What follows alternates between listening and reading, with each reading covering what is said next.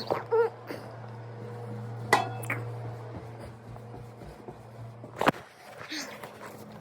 go. It's tater time. So I just want to show you guys what we really have in here. I laid down my first layer of cardboard like Charles Dowding says that we should do when we're trying to start our no-dig bed. So I laid down a really thick layer of cardboard, and then on top of the cardboard I did a layer of green manure. On top of the green manure I did a couple bags of Kellogg's raised bed garden soil, and then on top of the garden soil we put a lot of spent hay from our horses. So I just threw the spent hay on top, and once I plant in the potatoes we're gonna add in another layer of hay just to give it enough coverage. I'm super excited about this, y'all. Last year we did one harvest in a 5-gallon bucket, and I got enough potatoes out of there to be encouraged for this year. This year we're gonna try out a no-dig method, and shout out to Ruth, Stout, and Charles Dowding. All right, y'all, so we have, let me see. We have some potatoes that I just saved from bagged potatoes that we got from the grocery store, which are not organic, so we'll see how these do.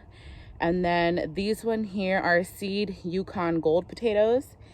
And then we have seed purple potatoes. And then we have seed red Pontiac potatoes.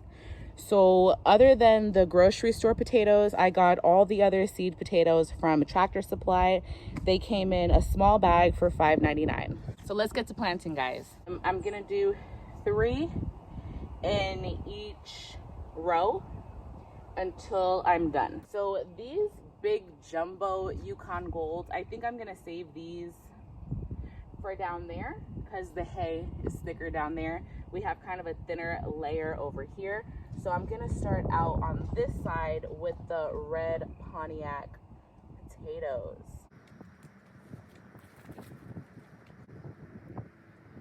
You wanna make sure that your eyes are pointing up.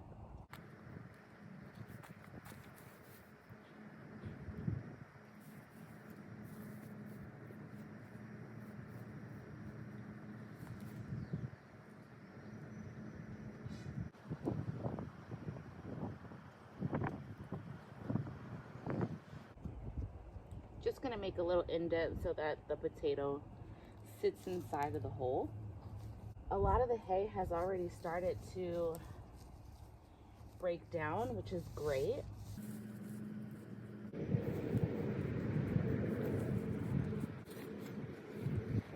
we're gonna move on to our purple potatoes. Super curious to know what these purple potatoes taste like. I also want to know why they don't sell them in stores. Like, why they don't serve these guys in restaurants. They look super cool to me, so I don't know why they wouldn't serve them in restaurants, y'all. Purple potato fries.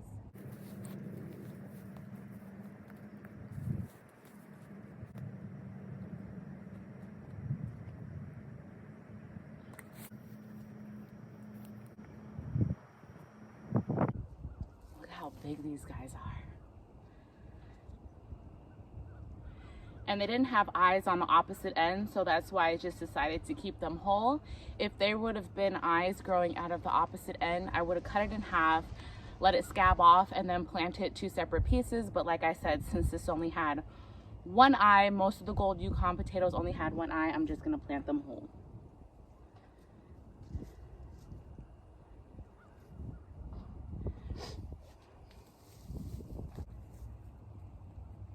Here's our last Yukon Gold. And then these next 2 will just be experiment potatoes. And these are the russet, regular, like French fry potato.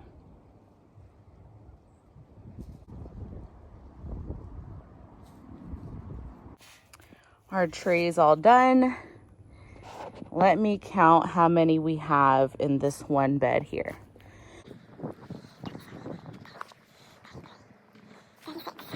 So we have 36 potatoes in this one bed. And once again, guys, this is the Ruth Stout growing method. I encourage you guys to check out some of her methods. Most of it is just pretty much growing in hay, which, you know, all of us gardeners can thrive off of growing in hay because it's not as expensive as soil, and it actually adds organic matter to your soil. So it's just a great way to bring life into the soil.